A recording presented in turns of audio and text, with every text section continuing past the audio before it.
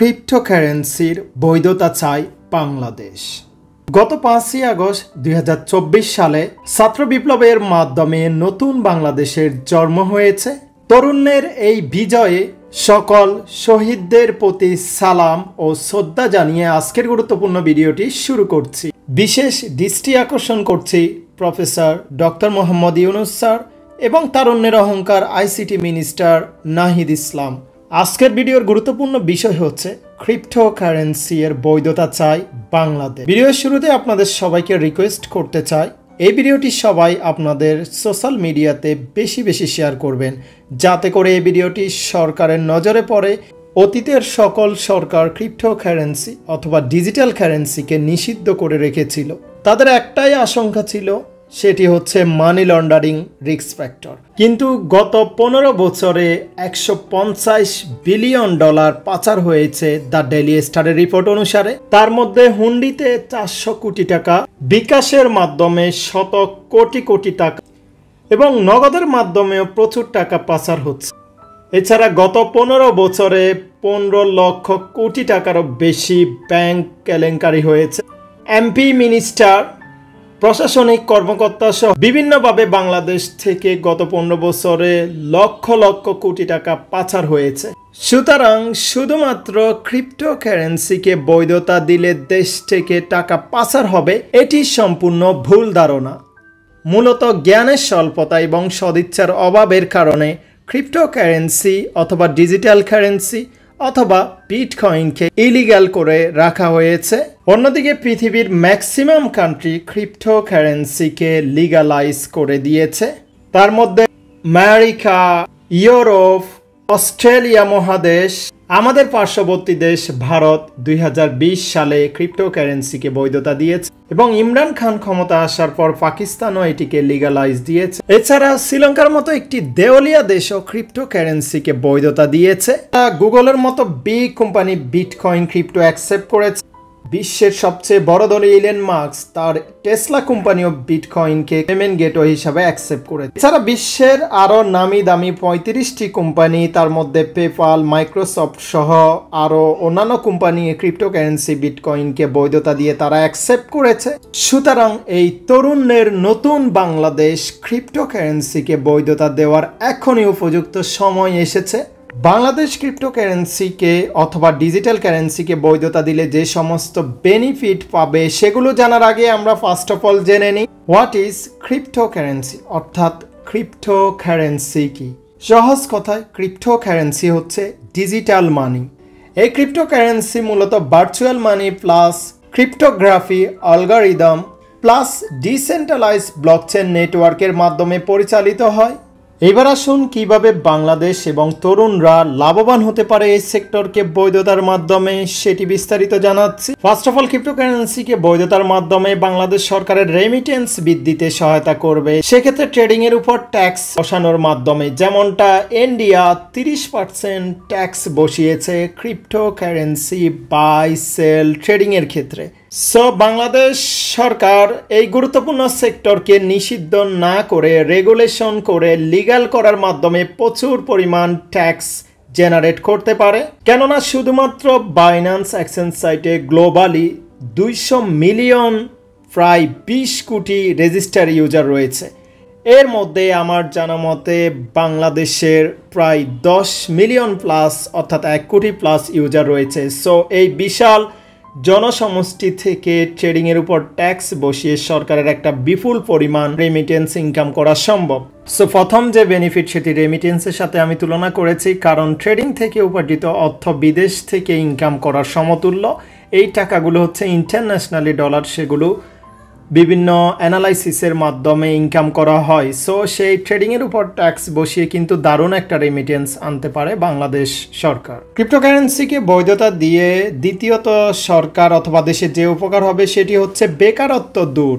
Trading লার্নিংয়ের মাধ্যমে তরুণদের skill develop করে বেকারত্বের অভিশাপ দূর করা সম্ভব ইনশাআল্লাহ। ট্রেডিং প্রপারলি শিখতে 2-3 মাসের প্রয়োজন হতে পারে। টেকনিক্যাল অ্যানালাইসিস, ফান্ডামেন্টাল অ্যানালাইসিস সহ ভালোভাবে সমস্ত কাজ শিখে এবং প্র্যাকটিস করে যে কেউ এই সেক্টর থেকে একটা সাস্টেনেবল ইনকাম করতে পারবে ইনশাআল্লাহ। এছাড়া ক্রিপ্টো সেক্টর থেকে ফ্রি এয়ারড্রপের মাধ্যমে ইনকাম করে ছাত্ররা একটা প্যাসিভ ইনকাম জেনারেট করতে পারবে। তাছাড়া আরও অনেক পদ্ধতি রয়েছে ক্রিপ্টো কারেন্সি মার্কেট থেকে ইনকামের জন্য। তৃতীয়ত, বিটকয়েন মাইনিং মেশিন গঠন করে সরকার এই সেক্টর থেকে বিপুল পরিমাণ রেমিটেন্স ইনকাম করতে পারে। সো মাইনিং হচ্ছে বিটকয়েন সহ যে সমস্ত ক্রিপ্টো কারেন্সি রয়েছে সেগুলো transaction, transfer, coin supply, increase, decrease অর্থাৎ একটি ক্রিপ্টো কয়েনের সকল কার্যক্রম ব্লকচেনের মাধ্যমে পরিচালিত করতে মাইনিংয়ের প্রয়োজন হয়। পৃথিবীর বিভিন্ন দেশ মাইনিং করে থাকে, তার মধ্যে আমেরিকা 37% মাইনিং সেক্টর দখল করে রেখেছে, চাইনিজরা 21% দখল করেছে এবং কাজাকিস্তান দখল করেছে 13%।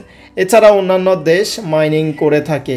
একটি ভালো মানের মাইনিং ফার্ম তৈরি করলে সেখান থেকে monthly million million dollar income করা পসিবল। আমরা এক্সাম্পল হিসাবে ভারতে 2 ভাই বোনের মাইনিং করে মাসে 29 লক্ষ টাকা ইনকামের এই ভিডিওটা আপনারা সময় টিভিতে দেখে আসতে পারেন। সো সরকারের সদিচ্ছা থাকলে একটি মাইনিং ফার্ম গঠন করে সেখান থেকে মিলিয়ন মিলিয়ন ডলার মাসিক এবং বাৎসরিক বিলিয়ন ডলার ইনকাম করা পসিবল ইনশাআল্লাহ। চতুর্থত, এই সেক্টরকে অথরাইজ দিয়ে সরকার যেভাবে ইনকাম করতে পারে সেটি হচ্ছে যে কোনো একটি কয়েন অথবা টোকেন তৈরি করার মাধ্যমে বিলিয়ন ডলার ইনকাম করা পসিবল। কারণ এই মার্কেট একটি বিশাল মার্কেট, বর্তমানে 2.1 ট্রিলিয়ন মার্কেট ক্যাপিটাল রয়েছে। এছাড়া 20,000-এরও অধিক কয়েন টোকেন মার্কেটে বর্তমানে রয়েছে। এক্সাম্পল হিসাবে আমরা ইন্ডিয়ান প্রজেক্ট পলিগন অথবা ম্যাটিক এটি এক্সাম্পল দিতে পারি। এখানে ইন্ডিয়ান গভর্নমেন্টের নিজস্ব অর্থায়ন রয়েছে। এছাড়া তরুণ একদল এটি উদ্ভাবন করেছে যাদেরকে ইন্ডিয়ান গভর্নমেন্ট অথরাইজ দিয়েছে, পৃষ্ঠপোষকতা করেছে। সো বর্তমানে ম্যাটিক প্রজেক্টের মার্কেট ক্যাপিটাল, মার্কেট ফান্ড রয়েছে 4.08 বিলিয়ন ডলার।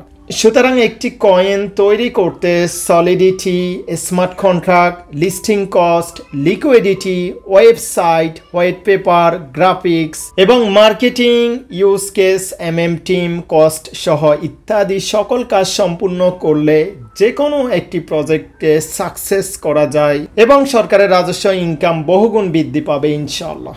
এছাড়া এই সেক্টরকে সরকার যদি বৈধতা দেয় তাহলে ব্লকচেনের মাধ্যমে ল্যান্ড রেজিস্ট্রেশন করতে পারবে সরকার। পৃথিবীর বিভিন্ন দেশ ব্লকচেনের মাধ্যমে জমি রেজিস্ট্রেশন করে যাচ্ছে, মিউটেশন করে যাচ্ছে খুবই নিখুঁতভাবে, নির্ভেজালভাবে এবং এখানে কারো জালিয়াতি করার কোনো সুযোগ নেই। কারণ স্মার্ট কন্ট্রাক্ট ব্লকচেনের মাধ্যমে ডেটাগুলো এমনভাবে স্থাপন করা হয় সেটি কখনো পুনরায় এডিট করা পসিবল হয়ে ওঠে।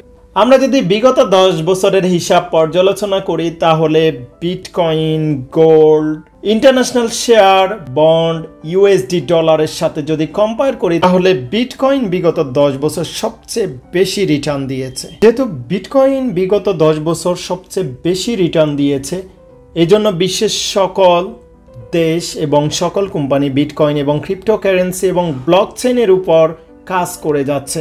সুতরাং আমাদের তারুণ্যের নতুন বাংলাদেশ কেন পিছিয়ে পড়বে? বিগত সকল সরকার এই সেক্টরকে অথরাইজ দেয় নাই শুধুমাত্র মানি লন্ডারিং এই রিস্ক ফ্যাক্টরের কারণে। অনেকে মনে করে থাকেন এই সেক্টরকে অথরাইজ দিলে মানি লন্ডারিং হবে। আমরা কিন্তু ভিডিও শুরুতে দেখেছি দ্য ডেইলি স্টারের রিপোর্ট অনুযায়ী 150 বিলিয়ন ডলার লুট হয়েছে বাংলাদেশ থেকে। এছাড়া ব্যাংকিং, প্রশাসনিক, সরকারি বিভিন্ন কর্মকর্তা ইত্যাদি সেক্টর সব মিলিয়ে কোটি কোটি টাকা পাচার হচ্ছে। সুতরাং পৃথিবীর বিভিন্ন দেশ যেখানে রেগুলেশন করে কাজ করে যাচ্ছে, আমাদেরকেও তাদের মতো করে ক্রিপ্টো রেগুলেশন করার মাধ্যমে এই সেক্টরকে অথরাইজ দিয়ে কাজ করা যাবে ইনশাআল্লাহ। কেননা ভারত সহ যে সমস্ত দেশ এটিকে রেগুলেশন করেছে, বাংলাদেশ সরকার নিজস্ব এক্সচেঞ্জ সাইট খুলে সেখানে একটা লিমিটেশন করে দিতে পারে উইথড্রলার, অর্থাৎ উইথড্র সিস্টেমের কারণে টাকা পাচার হতে পারে। সে একজন ব্যক্তি প্রত্যেক দিন $100 থেকে $500 অথবা হাইস্ট $1000 পর্যন্ত উইথড্র করতে পারবে। সেক্ষেত্রে কখনো টাকা পাচার হবে না এই ক্রিপ্টোকারেন্সির মাধ্যমে। ভিডিও শেষে সরকারের নিকট একটি আবেদন করতে চাই, সেটি হচ্ছে আমরা যারা বাংলাদেশে ক্রিপ্টো এবং ব্লকচেন সেক্টরে অভিজ্ঞ রয়েছি সবাইকে সাথে নিয়ে আলাপ আলোচনার মাধ্যমে কিভাবে বিশ্বের সাথে তাল মিলিয়ে IR40 অর্থাৎ চতুর্থ শিল্প বিপ্লবের মাধ্যমে নিজেদের অবস্থান উচ্চ শিখরে পৌঁছাতে পারি, সেই লক্ষ্যে কাজ করে যেতে হবে সবাইকে। সবাই ভালো থাকবেন। আপনি যদি ক্রিপ্টো এবং ব্লকচেন সেক্টরকে লিগ্যাল করতে চান, তাহলে এই ভিডিওটি সবাই বেশি বেশি করে শেয়ার করবেন আপনাদের সকল সোশ্যাল মিডিয়াতে, যেন সরকারের নজরে পড়ে। তাহলে আশা করি খুব শীঘ্রই এই সেক্টরটাকে আমরা অথরাইজ পাবো ইনশাআল্লাহ। সবাই ভালো থাকবেন। আল্লাহ হাফেজ।